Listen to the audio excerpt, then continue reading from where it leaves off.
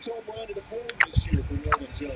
It's the next of the other on the road, so making him feel good. He knew it was just a matter of time, him getting healthy, him getting that swing down, and that was a shock. High drive, deep left field. Here comes the Rockies. Hunter Goodman sitting under 200, but he has 6 homers and now 17 RBIs. Rockies trying to fight their way back. If Hunter Goodman gets it in the air, it's likely to stay in the air for a long time. And they have 2 men aboard with McMahon coming up against Derek Law. This ball on the ground could get through. Abrams has to get into the baseball that preventing a run from scoring. 3 straight singles have loaded the bases for Mr. Clutch, Jacob Stallings. Swing a ground ball. First baseman Meneses has it. He angles back, takes it himself, and beats Stallings to the bag to retire the side. Finally, Rockies bat 9. They score 3. They leave 3. It'll be a base hit for Michael Toglia. Reed Nolan Jones hit a home run his last time up. Nolan, ground ball toward the middle of the diamond. Gets up to the glove of Garcia for a base hit. Tolia's going to go first to third. Nolan Jones 2 for 3. 102 off the bat. In this ballpark, you just try and keep chipping away when you're down big, and the Rockies are certainly trying to do that. 1-2 to Bouchard has hit the center field. Coming on is Young. He'll make the catch. Tagging and scoring is Tolia on a throw way offline. So it's a productive out for Sean Bouchard. The sacrifice fly makes it 9-5. Jacob Young at the top of the order here in the 6th inning. That's well stroked into right. That ball's going to check up, and he's thinking too. Up with it is Bouchard, and it is not close. And over third, McMahon has just scrambled to keep Jacob Young from ending up on third. And that's a chance to get that right back to Rockies to score. Left field line. Ball slicing. It is there at the 347 mark. Just like that. Back-to-back doubles. C.J. Abrams is 3 for 4 tonight. Nice to see you back in the lineup, C.J. Lane Thomas touching one to left. It's not caught at the wall. Abrams back to tag. He will score. Thomas heading for third. He is safe. And Lane Thomas is a homer short of the cycle here in Colorado. Do it, Lane. Shut the fuck up. And this is where it has played. You think now? He dropped the tech and he thought it was an out. Nolan Jones, great effort by him. Shut the fuck up. 2 on 1 out. That'll bring up Jordan. And he uses a high fly ball to shallow runs. Got there, called off Trey in the second half. The 2 is the ground ball and shallow runs center field. Doyle this time will make the throw. He's on the second and third with nobody out. Jacob Young. Shut the fuck up. 3-2 to C.J. Abrams. He's going to take the walk and load him up. Lane Thomas has another shot. And that's strike 3. 2 out. So that'll bring up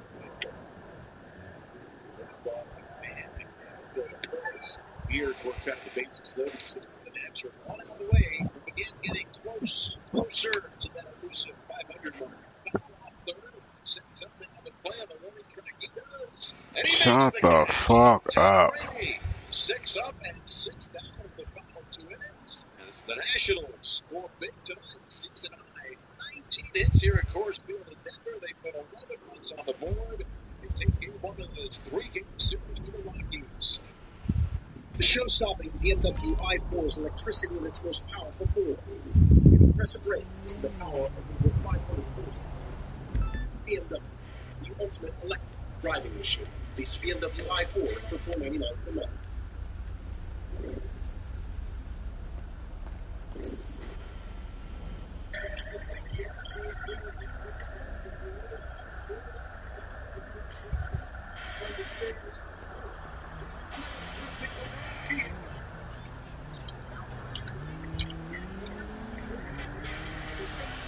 The Rockies stops and holds.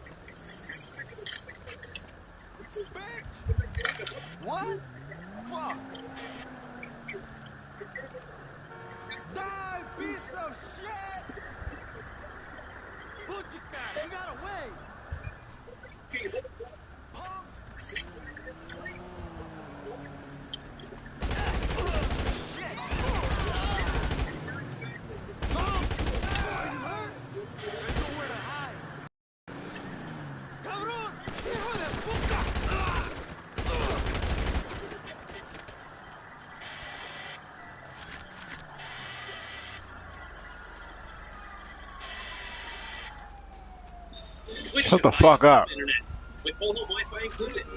Only on Verizon.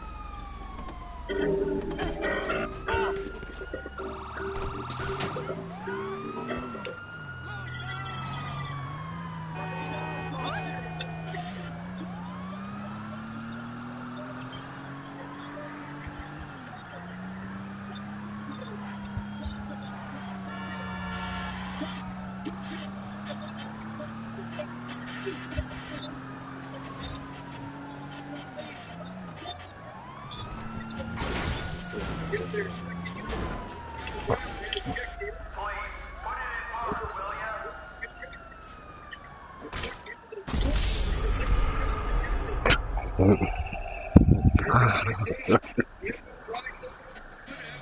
successful kill. Here's past McDavid.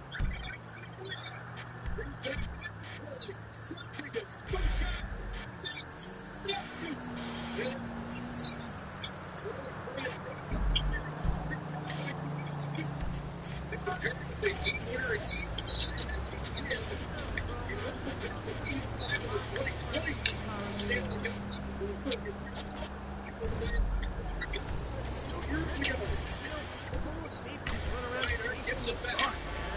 Larson shooting. Monkeys, right?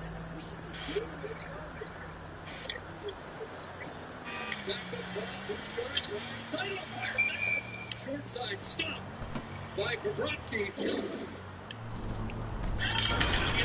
Stanley Cup playoffs. What the hell? 12 here again. He's got Henry.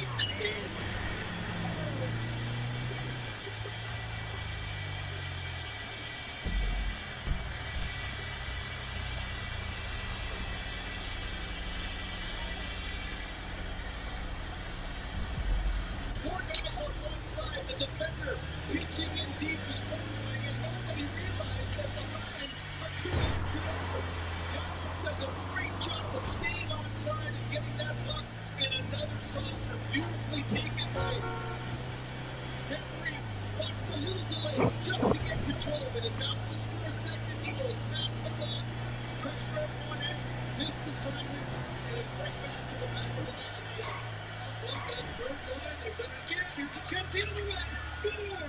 Return fire from Alexander Barkov at the 56-second mark, so 10 seconds. With Norwegians, every day is a new day.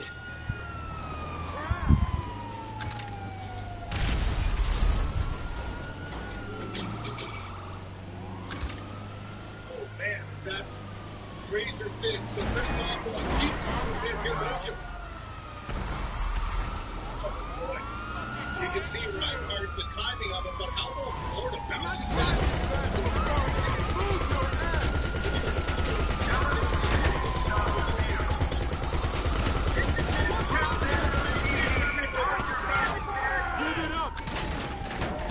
And because there was no ice, gonna hunt you down.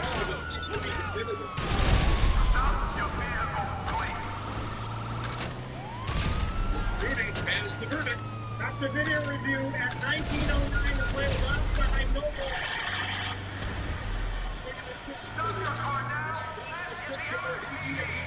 Moved down into the upper zone, into the middle. He's the one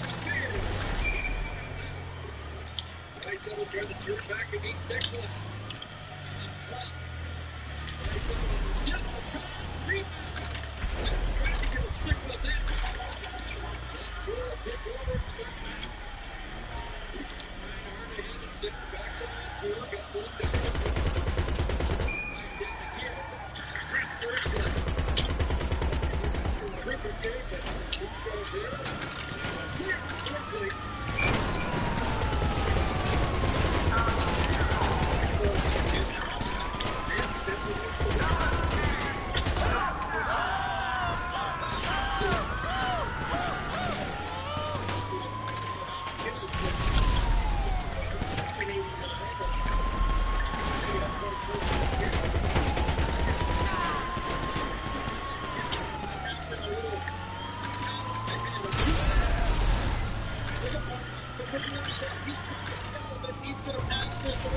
Never even looked at the net when he missed the shot, and he jumped down.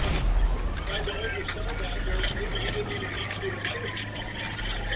They get on the forecheck back to Moore's Lake, shoot it.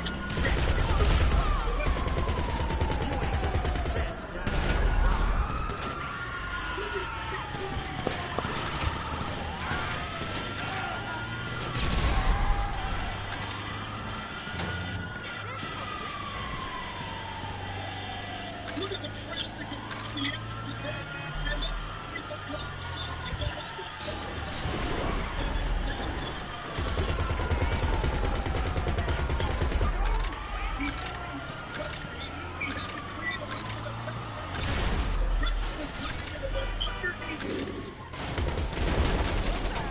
Transfer attract flying insects without chemicals.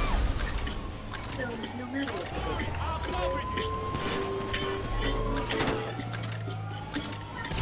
you're turning your thoughts. Set my trap.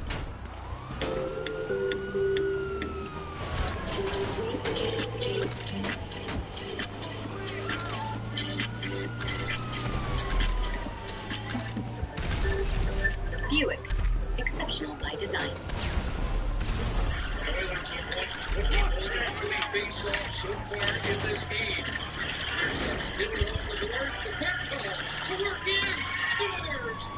Beautiful goal by Alexander Barkov against Florida.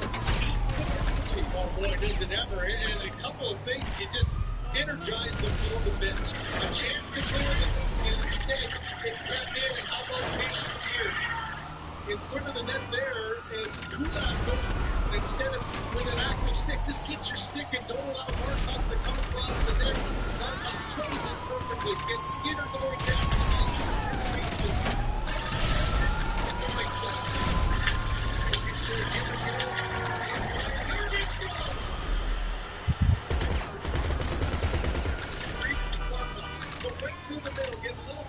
Skinner, but Skinner's got his eyes on the puck.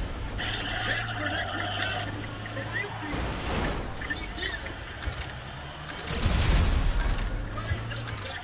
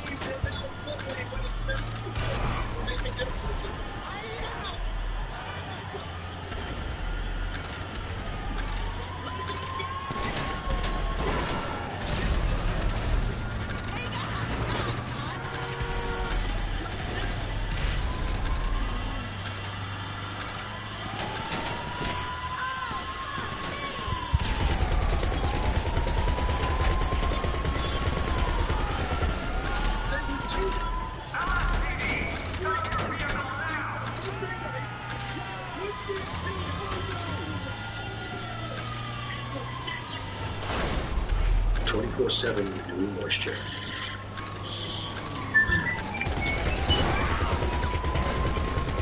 Force 24/7 customer service makes it easy to triple confirm that the Coliseum tour can handle ground. Find travel experiences for you at Viator.com. Hello, everybody. Welcome into the Fantasy Pros Football Podcast. I'm Ryan. I'm joined today by Pat Morris and by Joe Dolan. Joe, it just reminded me before the show that you had a very exciting new gig starting.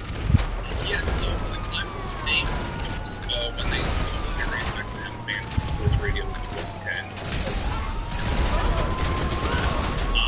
But I've always been kind of a part-time host. I started on the weekends with that camp, and in the 8 years, it's been just really the Sunday show, the game day show on Sirius XM. Kelly and I, after Matt left, Kelly and I kind of react live to all the action. Essentially, a radio version, your fantasy radio version of the NFL Red Zone channel.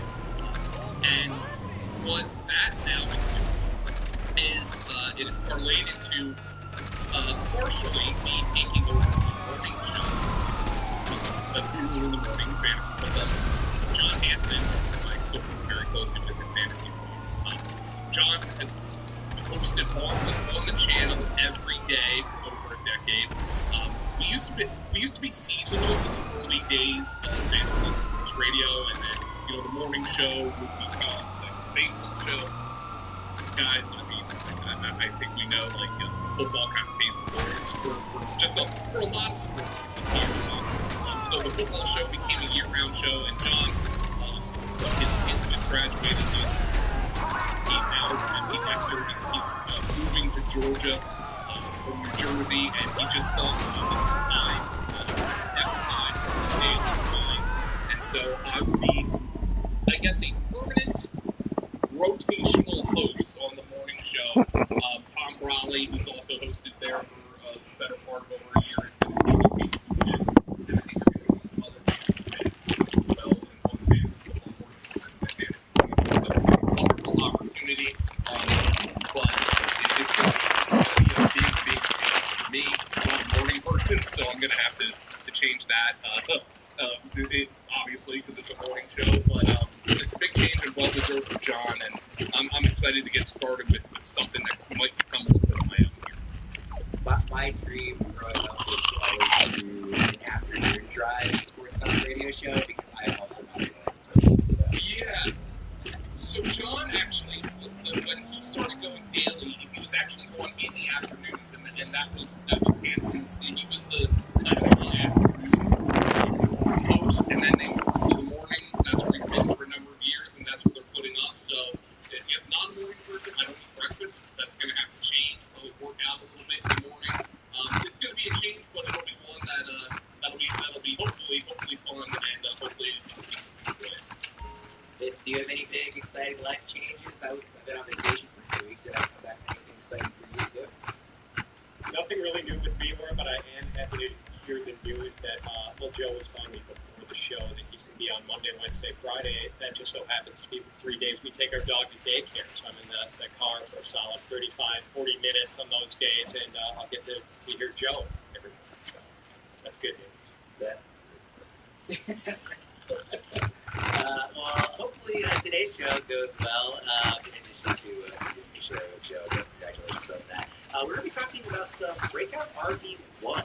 We're looking at running backs who have not yet been RB1s in their career, but who have that elite upside that we think can get there for the first time in 2024. We're going to be looking on some potential rookies who can do that. I know it was a weaker rookie class of running back, but we still see some opportunity there, of course.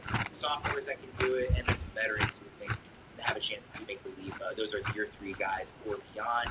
At the position, all of our 2024 consensus rankings and tiers can be found at fantasypros.com/rankings. So if you want to follow along with you guys are ranking, check it out there. Again, that's fantasypros.com/rankings. Let's jump right in, guys.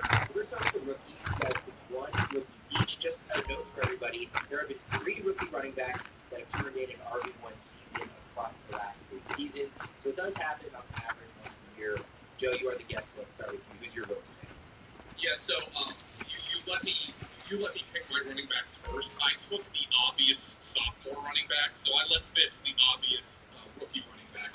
I'm going to go Trey Benson of the Arizona Cardinals, and look, the simplest argument here is that James Conner has produced like an RB1 in the Arizona offense, but he missed the games, and look, he's getting older. I believe this is going to be his 8th year in the NFL. So, and obviously he's dealt with injuries. He's never played 14 injuries, and he's missed time in each of the last few seasons.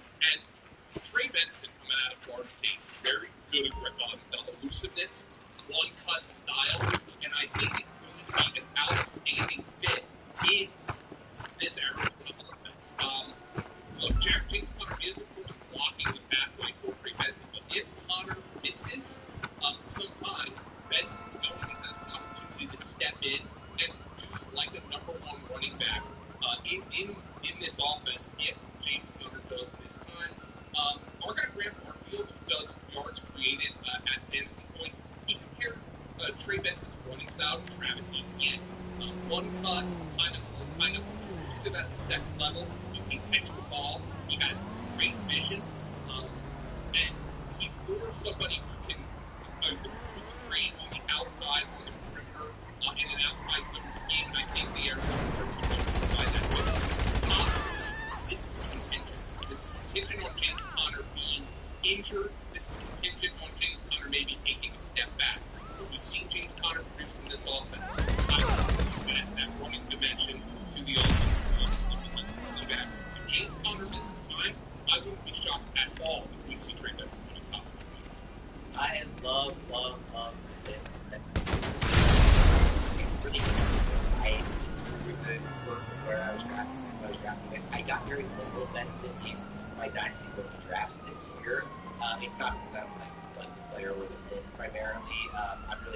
about this one. I think it's probably less likely that maybe that he finishes the season as a top 12 guy in his career, but by the end of the season, I think he's ranked in the top 12 on a basis. Yeah, right. Yeah, right. Week 14, right? So James Conner's got another foot injury. Trey Benson, I mean, you'll see him ranking in the top 5 of I think it's been a significant time, but overall, top running back season is in the cards for Trey Benson. And of course, he's in the last year of his contract. So next year, Trey Benson, we're going to be talking about like he's a second or third round pick or something bad going on. But that's the guy I like the player that he's been no doubt.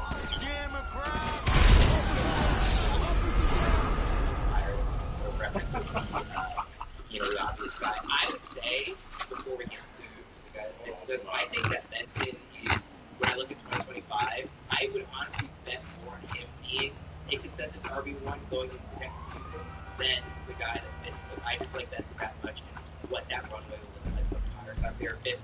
Obviously, what do you think about Benson before we get to the guy? Yeah, it's such an appealing size with speed combination, and he's got some fast catching ability, and as Joe mentioned, it's probably a good way for a rookie running back to break in, like having a tag team partner in the backfield, but a tag team partner who's older and has some durability issues. So yeah, there's clearly a path that if Connor doesn't stay healthy, we can see Benson track RB1. And there's no need to hide it out. People can surmise that you picked Jonathan Brooks here. But before you dive into Brooks, would you have considered Benson given kind of fit everything you said, or would you have gotten the obvious Brooks with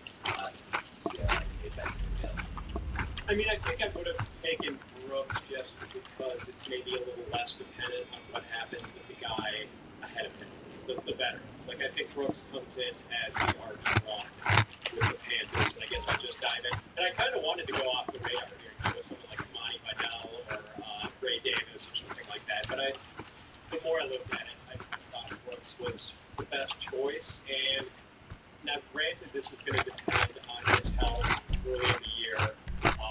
He tore his ACL last November, and Dave Canales, the new Panthers head coach, has already sort of warned us that he might not be ready for the start of training camp. So, possible it's kind of a slow ramp-up for Brooks early in the season. I think there's little doubt that he's going to be getting less work in weeks like 1, 2, 3, 4 than he is in weeks 10, 11, 12, 13. But consider for a moment that even though Brooks did tear his ACL in November, he was the first running back selected in this draft, and he went 20 picks ahead of Trey Benson. And I don't think it's too hard to believe that once Brooks is deemed fit, the Panthers are going to want to give him the featured role and significantly more work than Chuba Hubbard or Miles Sanders. And this is, a really good prospect. Just fast, agile, runs with some power, catches passes, really hard to bring down. Little doubt about what kind of a prospect he is. Just a matter of how soon he's able to handle a full load. And, by the way, Dave Canales gave Rachaad White a huge amount of work last year at Tampa. Like, Rachaad White had 272 carries, just 8 behind league leader Derrick Henry. So there's certainly a path to RB1 status for Brooks if he makes a smooth return from the injury. Joe, your evaluation of Brooks coming into the NFL, obviously facing the landing spot. Yeah, I obviously felt that Jonathan Brooks was the best running back in this class after going back and really evaluating it. And I think the fact that he was the only running back taken in the second round, despite the injury, shows just how highly the NFL thought of him. Like, this is a guy that probably I was going to say, without the injury, might have been in the mix to be a back end of the first round kind of guy. Remember, NFL teams, even in this running backs don't matter era, they only have so many first round grades.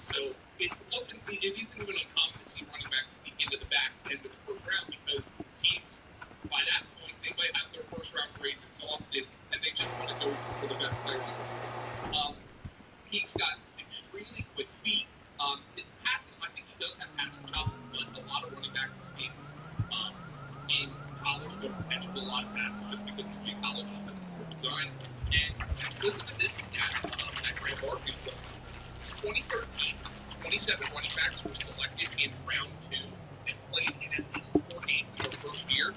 12 of those 27 running backs selected in round 2 finished as top 24 running backs on the season.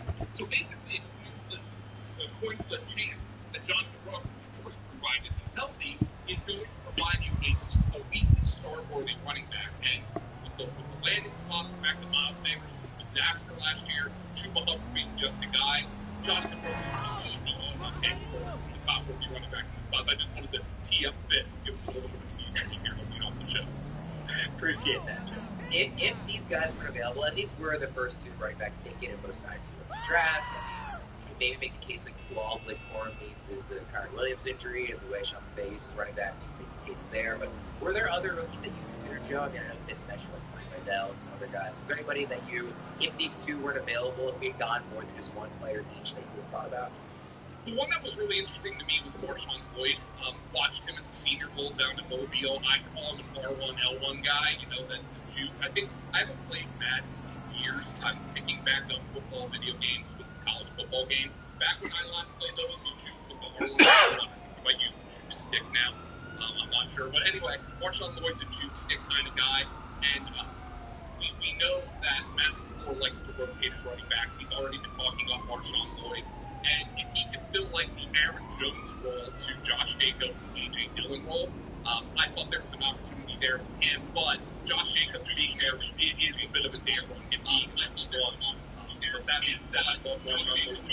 He's actually been my most drafted rookie running back. So actually, I take that back. He's my second most drafted rookie back in best ball behind Tyrone Tracy. Tracy's going a lot later in the draft, and that's why I think. The last time I played Madden, it wasn't the juke stick, it was the truck stick, which I guess would be more like an object estimate. That guy you would use that with, but yeah, I remember having fun with that one. I think it's pretty much for anybody else who at least throughout the game. Yeah, I mean, barring injury, like I feel like Vidal is one of the few guys who can get there without some sort of injury because he's got, the very one-dimensional Gus Edwards in front of him and the very injured J.K. Dobbins. For guys like Lloyd and Jalen White, a lot of talent, but I think it would take one or more injuries ahead of those guys for them to be in RB1 territory, and that's probably the case with most of the guys in this class. Tyrone Tracy is really interesting, though, because there aren't many guys that are more direct route to lead back status, I think. He's really just got Devin Singletary ahead of him. Hopefully he can beat out Eric Gray, but, Thor Nystrom was really high on Tyrone Tracy, with good reason. He's a freaky athlete, former wide receiver. A lot of the same reasons we used to like or get excited about Antonio Gibson are the reasons we like Tyrone Tracy. We are just over a month away from training camps, so it's time to start looking ahead to the NFL season with Sportsbook, an official sports betting partner of the NFL. Get a jump start on significant futures bets on division winners, win totals, stat leaders, and so much more. Explore the latest odds and check out futures for your favorite teams and players on the DraftKings Sportsbook app. Some futures I'm looking at right now are division winner odds. 3 biggest favorites on DraftKings right now are the Chiefs at -230, the Niners at -195, the Falcons at -115. Those are actually the only 3 with minus odds. There are a lot of intriguing teams paying plus money to win their divisions this year. The Colts at +310, the Bears at +265, and the Packers at +210. Same division. Also in the AFC North, the Ravens at +130. I like, obviously, and the Steelers at +850 as well. However you plan to bet your NFL futures, download the DraftKings Sportsbook app. Use code Fantasy Pros. New customers bet $5 and get $200 in bonus bets instantly. That's code Fantasy Pros only on DraftKings. The round is yours. All right, guys, let's move to the second-year players here. A quick nugget on these guys. There have been 6 sophomore running backs that have broken out with their first RB1 seasons over the last 2 years alone. That's more than half the total number of running backs who have hit RB1 status for the first time in that span. So of the guys that have become an RB1 for the first time in the last 2 years, over half of them hit it in their second season in the NFL. 5 of them in just last year. So it is definitely a demographic we're looking at. If you're trying to find that breakout guy, Joe, start with you again. Who is your first running back here? Yeah, so I told Fitz I was going to tee him up, give him the easy one with Jonathan Brooks because I'm taking the easy one. Yes, Bijan Robinson was healthy last year. nonetheless, he averaged 14.7 fantasy points per game. That was RB16 of the season. He did not qualify as RB1. Thank you, Smith. So let's go to some of the commentary. Bijan Robinson was the Atlanta Constitution during during mini camp that he expects to have more Christian McCaffrey role within the offense. Zach Robinson said, quote, I'm going to be more of a runner that does everything else. Like run first, like what I did in college.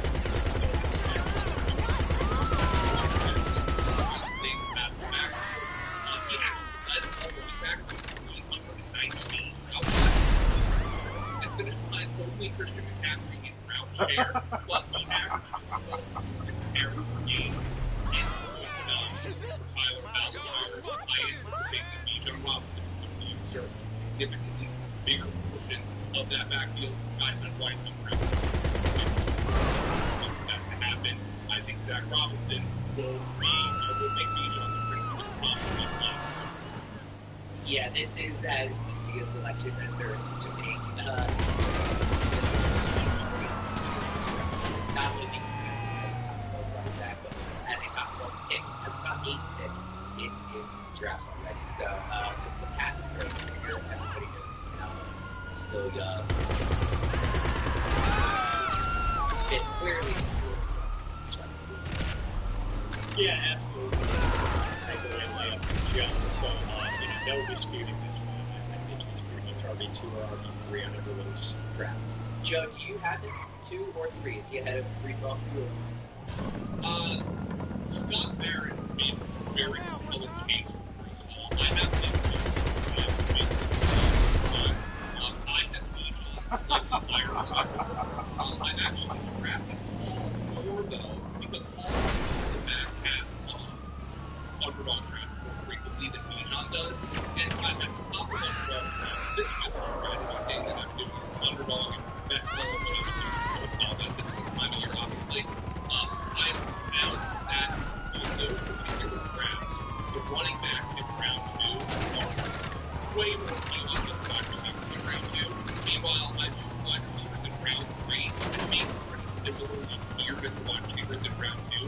What I've been doing a lot is kind of in the middle. I'm taking CNC on, but if I see it, if I'm on raw AJ Brown, whichever one of those in round 1, and then I have access to Jonathan Taylor, Saquon Barkley, and I think somebody has to talk about very briefly here, Devon Achane.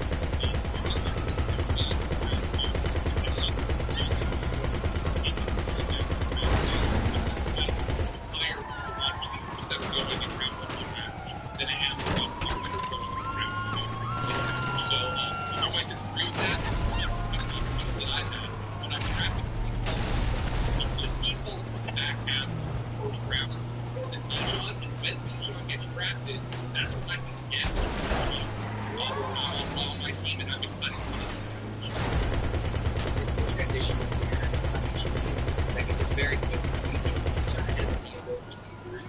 When you're sitting down with any of that, Jamar Chase, AJ Brown, whichever receiver calls the ball first, are you taking Bijan over any of them, or are you just Yeah, I'm taking him over some of them. The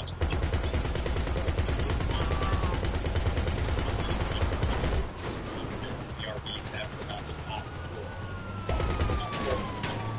And I believe including their keepers. I like getting I mean, kids. I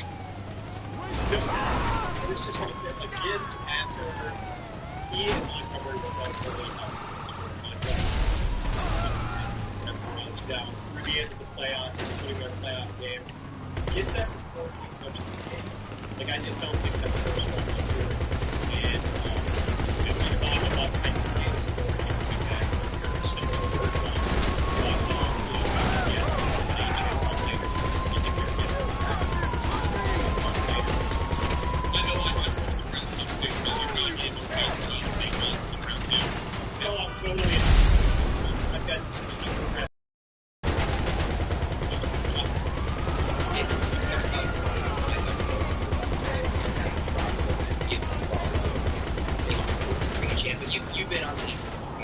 for the entire offense.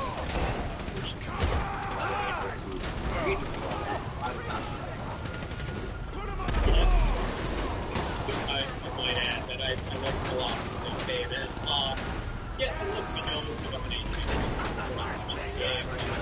I also expect foolish notion that Jalen Wentz is going to somehow kneecap HN.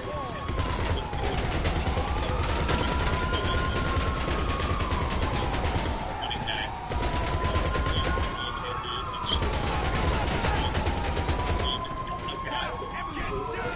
0.32 speed, who was a sprinter in college at Texas A&M.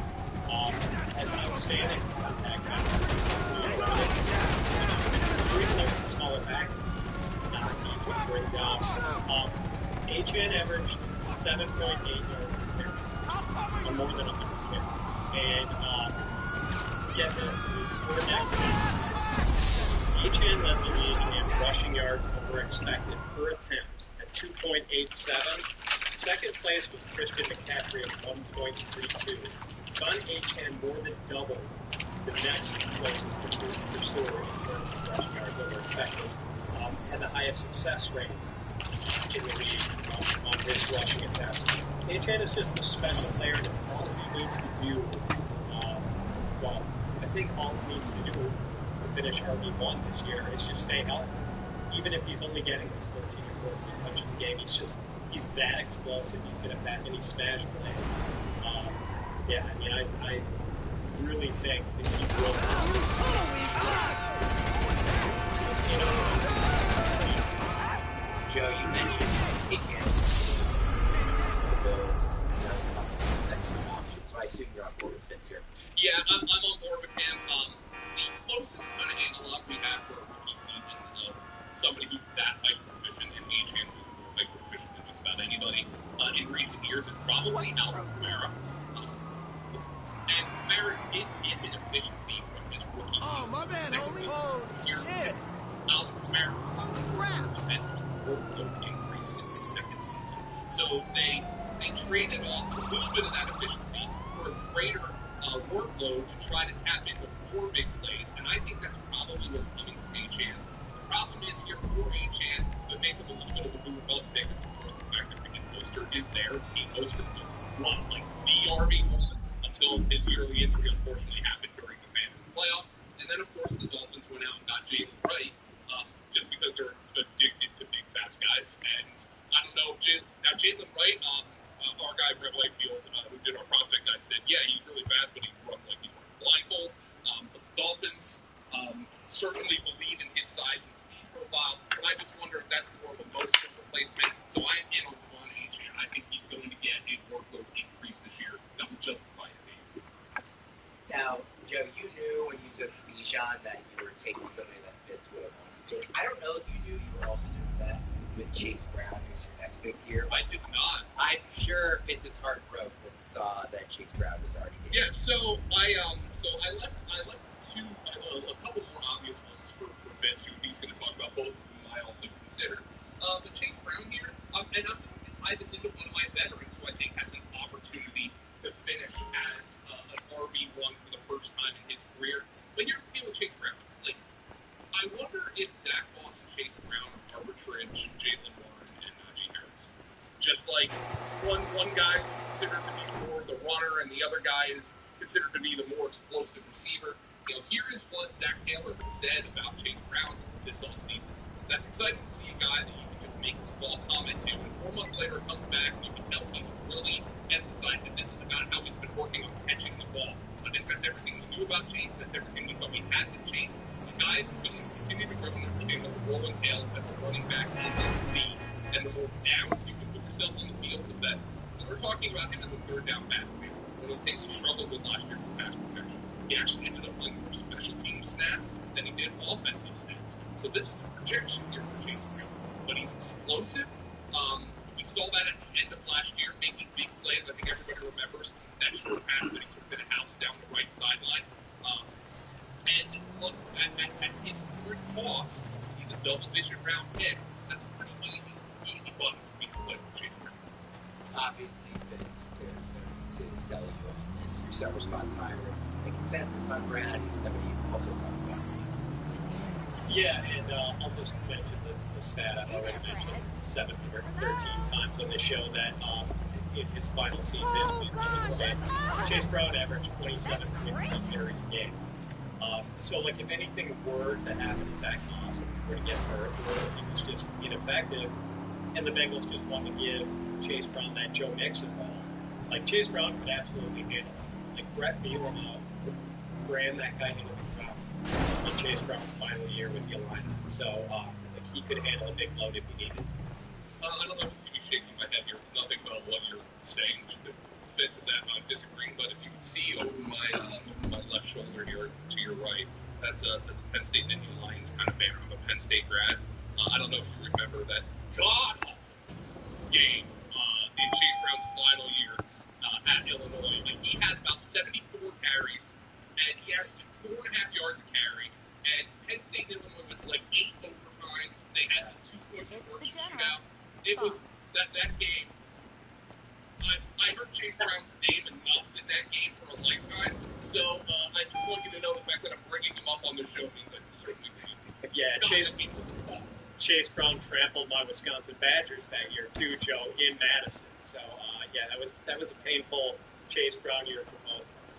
Yeah, I didn't realize we had 3 Big Ten guys on the podcast. But my unfortunate memory is of Penn State playing Maryland, where I went, and Jahan Dotson just absolutely torching the Terp secondary right and left for like just the entire game. I was in the building for that. And my Maryland Big Ten memory is Stephon Diggs starting to fight with Penn State. That's one of my favorite Big Ten, for sure. All right, let's go to the next player from you, Vince. Tyjae Spears, and it's sort of fitting that Joe should be here for conversation about Spears, since some of the best pro Spears arguments I've seen have come from Joe's outfit, fantasypoints.com. For instance, the Fantasy Points data suite tells us that Tyjae Spears had an 11.8% first read target rate last year, second only to Christian McCaffrey, who was just a 1/10 of a percentage point higher. And Joe's colleague Ryan Heath recently posted this little nugget on all downs other than first down. And obviously, Tyjae Spears wasn't playing on a lot of first downs on Derrick Henry's team last year. Spears led all running backs with an 18.4% target share, excluding first down. So Spears is already close to like an elite pass-catching back, and he showed some juice as a runner last year. 4.5 yards per carry, 44% success rate, which is actually really good for a running back. 30.3 breakaway run percentage, which put him top 15 among backs with at least 50 carries. So some good early stuff from Tyjae Spears in his rookie year.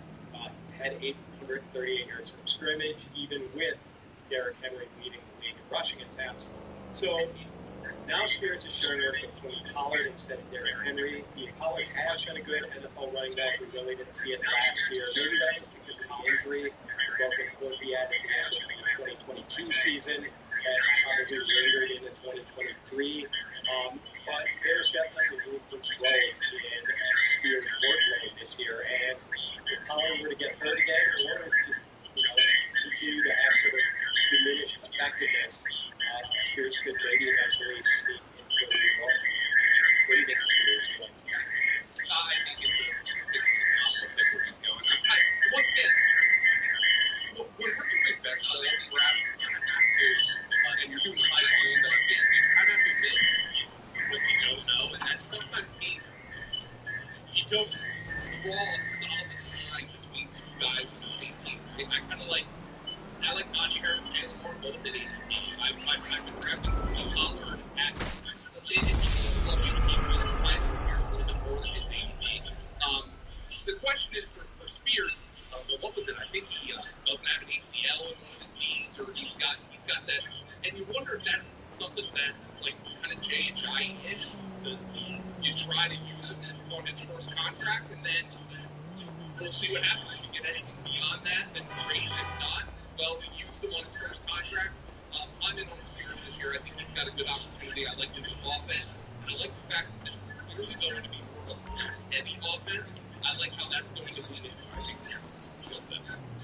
Joe, let's say you have to go back to the second year.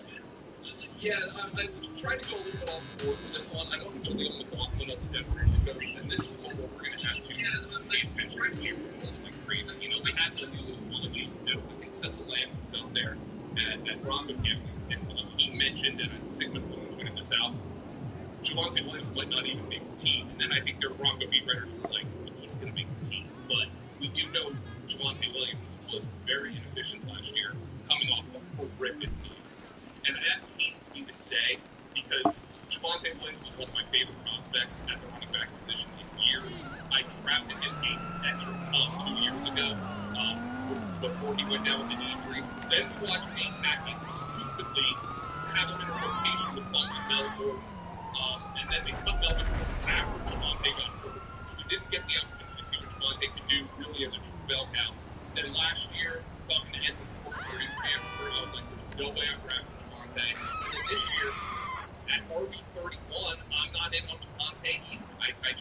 I can't get over the fact that how he looked last year. And I can't get over the fact that Jaleel McLaughlin has a rookie average 1.98 yards per route, which is fourth best among running backs. And Sean Payton has gotten elite production out of guys like Reggie Bush, Darren Sproles, and Alvin Kamara in his career. I know McLaughlin's a little bit smaller than that, but this is the NCAA's all-time leading rusher from Youngstown State, Go Penguins, and Javonte Williams struggled last year.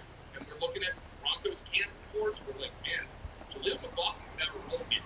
The thing that gives me the most pause is the sheer number of running backs who are here. Obviously, Javonte Williams still has Samaje Perine, who's a coach's pet because he can block and he can catch. They also drafted Audrey Esme, and they signed Blake Watson, who I thought was a draftable prospect. But Jaleel McLaughlin at RB52 is a pretty easy button for me right now. Fitz, you are not Debro, who, if he was on the show, would be so just in agreement with Joe. Joe, I don't know if you know this, Debro had McLaughlin. At one point he had him as the top 24 running back, and he just dropped a little. Wow. He's still in like 24 to 30 range. He's very, very high in him this year. Fitz, do you want to try and stand in for Debro here and agree? Yeah, no, optimally, I would be able to tag in Debro for like the next 2 minutes so he could just wax poetically about Jaleel McLaughlin. But I'm pro McLaughlin too. I agree with Joe. He's just a great value where he's going right now. Considering what he showed, the path to RB1 for him might be a little cluttered just because, as Joe mentioned, there's so many other guys in that backfield, or you mentioned. And Blake Watson, for instance, I think they gave like one of the highest UBFA signing bonuses. So it's really confusing with estimating all these guys now. Like it's going to be a backfield by committee, but that's kind of always the way Sean Payton has operated. But at the same time, Sean Payton has always managed to ring like fantasy relevant seasons out of 2 or 3 backs. We saw that in New Orleans for a long time. So with what Jaleel McLaughlin showed last year, he's really and I definitely want to get my fair share of him addressed. Fitz, the last thing you want to talk about is Smith and Harrison. So all the fantasy pros are getting their shout outs today. Who you got for the last second? It's Kendre Miller, and maybe it's a little bit of a stretch because it might take an injury or some sort of contractual dispute, but you might have something like that happen this year. Alvin Kamara, Jamal Williams, in their age 29 seasons. Williams looked pretty good last year, 2.9 yards per carry. Kamara skipped the final day of mini camp because he reportedly wants a new deal. The Saints, not surprisingly, do not allow wiggle room up the cap. That's just kind of how the Saints roll. So, if they trade him or if there's some sort of Kamara hold up, that is a way for Kendre Miller to get his foot in the door. And I would imagine the Saints wouldn't mind having a lead back who's playing a rookie contract. Miller's rookie year was kind of derailed by injuries. He sprained his MCL in the preseason, missed the first couple of games. Then he had an ankle injury later in the year. Only played 8 games as rookie. There were only 2 games where he had double-digit carries. Once against a very good New England run defense, had 12 carries for 37 yards, but also had 4 receptions for 53 yards. And And then in Week 18, the Saints just kind of turned him loose, and he had 13 carries for 73 yards and a touchdown against the Falcons. So we don't know what Henry Miller is going to be in the NFL yet, but good size and speed. He was really productive at TCU, and the Saints spent pretty significant draft capital on him. He was an early third-round pick in 2020. So intriguing for sure. It would take a couple of dominoes to fall for him to be in position to have an RB1 season. Stranger things can happen. What do you make of it, Jeff? So here's the conversation I had just today. Actually, I talked to Ross Jackson, who goes to the Locked On Network. The Locked On Network. I talked to him for our fantasy franchise show. And he thinks Kamara's going to get it. So he would, what his thought was, is Alvin Kamara really, he has a number of years on the contract, I think it's 1 to 3 years in there, and he has no guarantee. He thinks the Saints should be pushing some of that guarantee money or adding guarantee money will be enough to get Alvin Kamara in camp. And Alvin Kamara never page 29 season, and it's going to help release the business in his career. Jamal Williams has been suspended and Hampton back last year. Never really hit his stride. I think Henry Miller is a great man here. Because if Kamara is Henry or this contract does go sour, they like his size, they like his vision. That's why they made the third-round pick. Quick note on FFPC Fantasy Pros Championship Draft for fast and slow. It's a $350 entry fee. Go to fantasypros.com/FFPC and use promo code FANTASYPROS on sign-up to get $25 off the first entry and get $1 million first place prize or regardless of the tournament. Again, that's fantasypros.com/FFPC. Bounty Mega Win. 4 rolls in 1. We have to stop this. Tonight, there's no time to think. Go, go, go! I'm downloading the app. And no time to spy. A new Madhouse movie. Get down! Rated by at 7 on Nickelodeon and streaming on Paramount Plus. Got Kitty to be better here again. Right back to people beyond. Are categorized into the last 2 years. There are 4 running backs. Year 3 or later to break out as RB1s for the first time. Gus Cordero Patterson in 2021, Tony Pollard in 2022, Jamal Williams in 2022, Raheem Mostert in 2023, Joe Stone. So, this is Steve, I'm going to tie it to my Chase Brown because I think there is an opportunity that there's a number of quarterbacks coming from the backfield. And fantasy drafters have put Zach Wilson above Chase Brown in early drafts. Here is a great stat from fantasy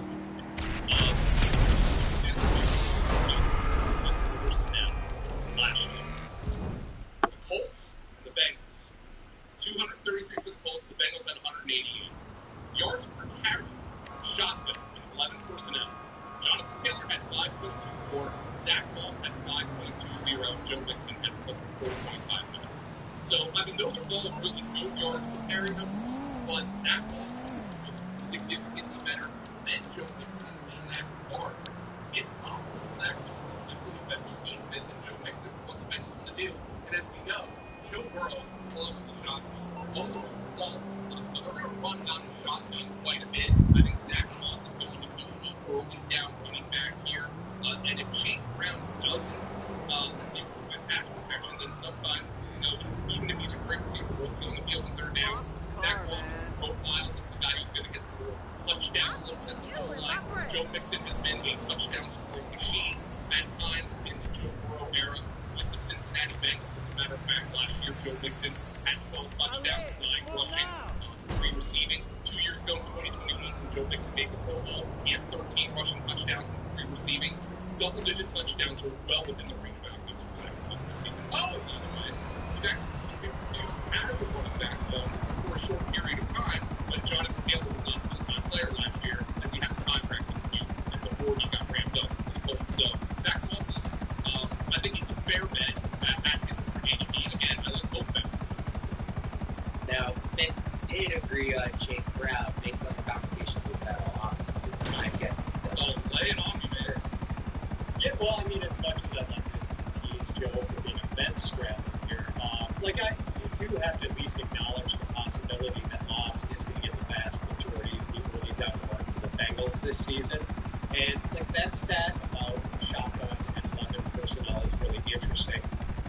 do sort of wonder if maybe Moss didn't benefit from playing with Anthony Richardson really last year, because Richardson was healthy basically for most of that thing. And we know that mobile quarterbacks really give a turbo boost to the efficiency of their running backs.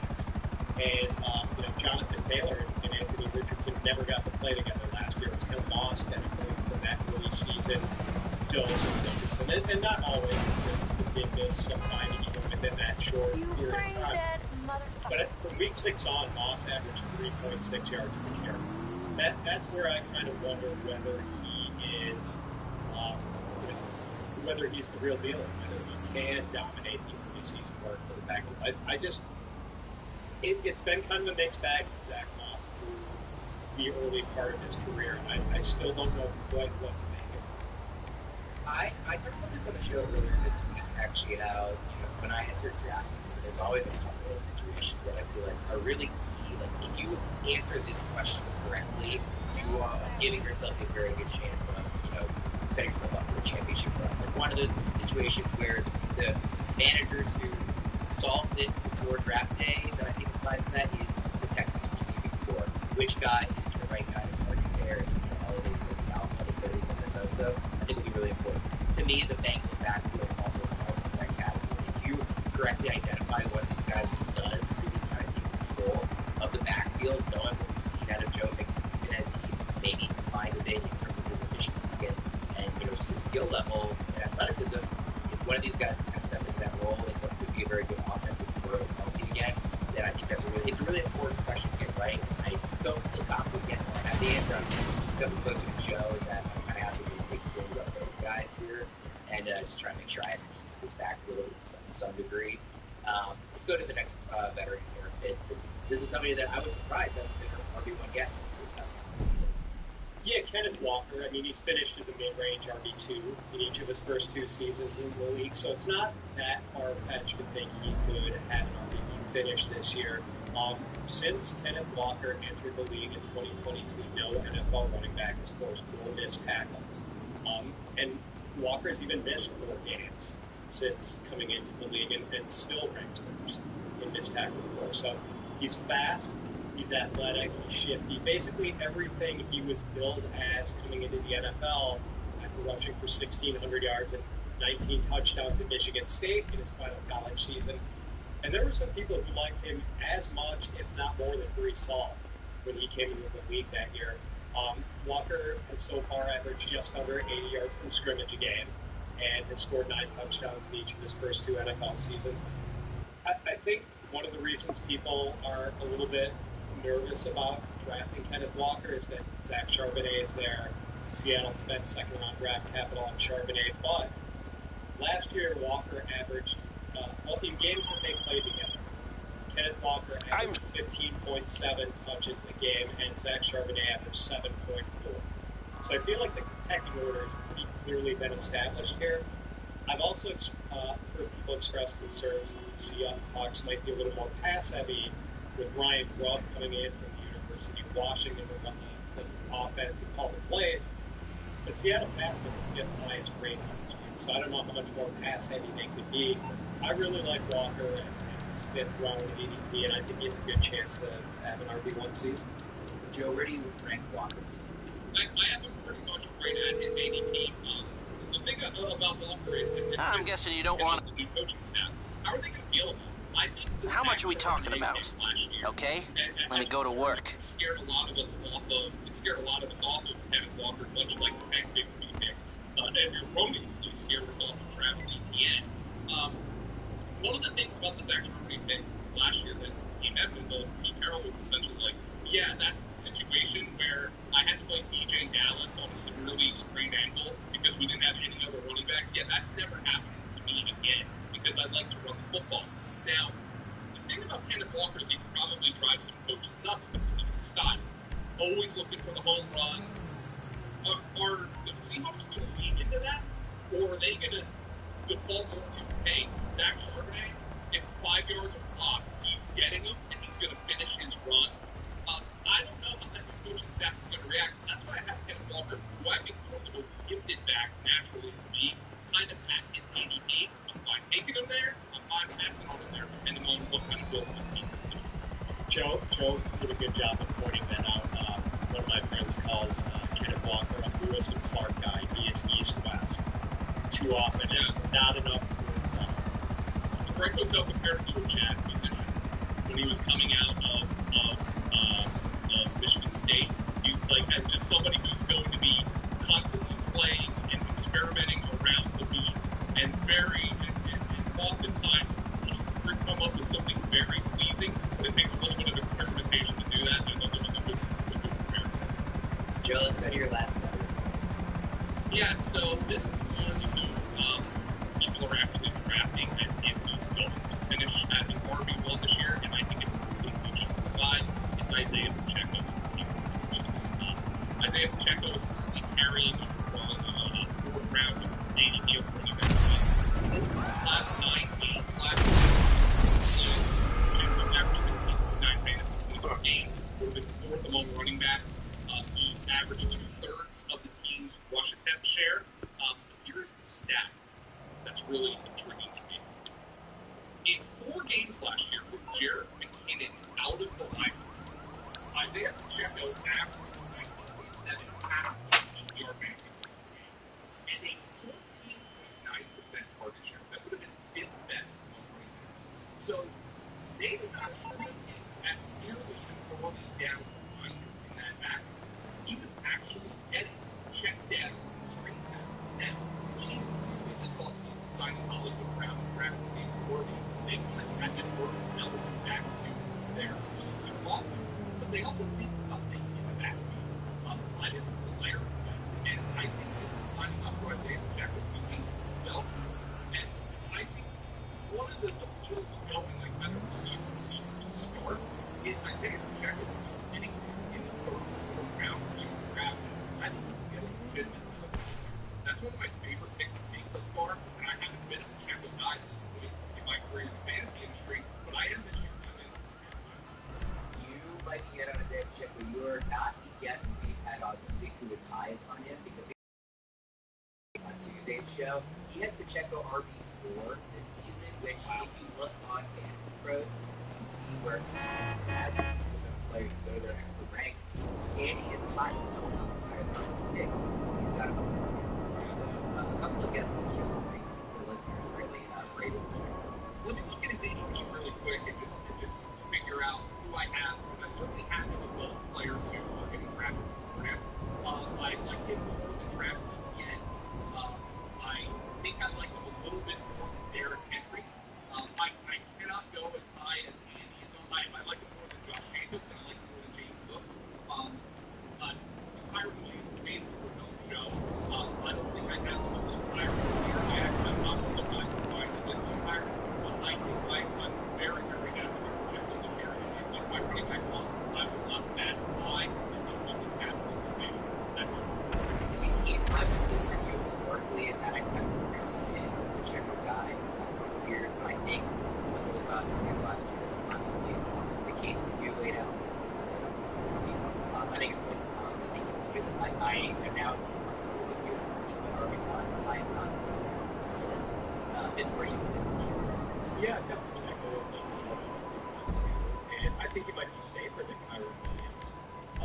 There is just so little competition in Clyde Edwards-Helaire and Deneric Prince. Like, and oh, by the way, like, he's probably going to be running against Blair Bachman this year. The Chiefs have added Xavier Worthy and Hollywood Brown. So there's a lot to like here. Like, the only thing that scares me about him is his running style. Like, he can be a little reckless. He runs like the Tasmanian Devil.